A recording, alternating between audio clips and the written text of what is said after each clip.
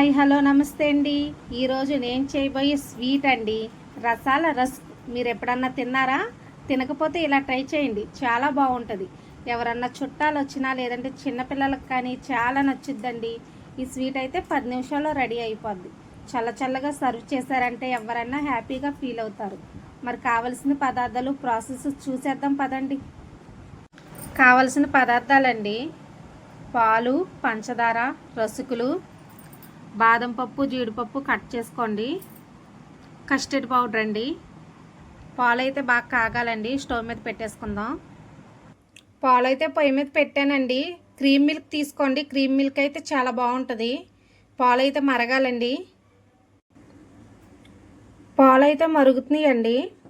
పంచదార అయితే వేసుకుందాం. మీ స్వీట్కి తగ్గట్టు అయితే వేసుకోండి పంచదార. ఇవి కొంచెం బాగా మరగాలండి.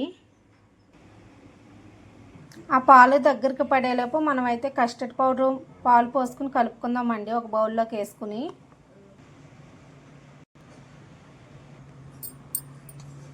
పాలు వేసి అయితే కలిపేసానండి.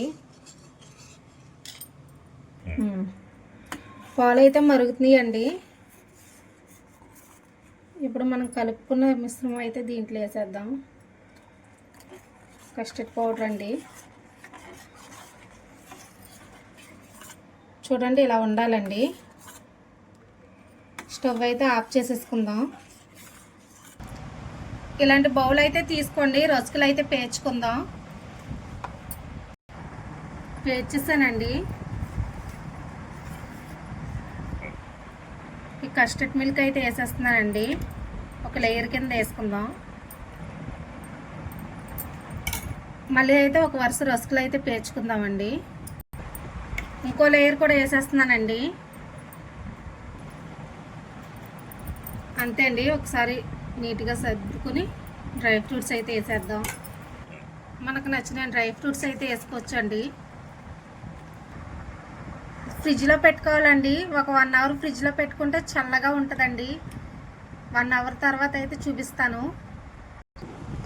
1 అవర్ అయితే అయ్యిందండి. రెడీ అయిపోయింది మన రసాల రస్క్ స్వీట్ అండి. ఇది చాలా టేస్టీగా ఉంటుందండి. చిన్నపిల్లలకైతే స్కూల్ నుంచి కానీ ప్రైవేట్ నుంచి కానీ వచ్చినప్పుడు చేసి పెడితే ఈ సమ్మర్కి అయితే చాలా బాగుంటుందండి. చల్లగా చాలా హ్యాపీగా ఫీల్ అవుతారు వాళ్ళైతే.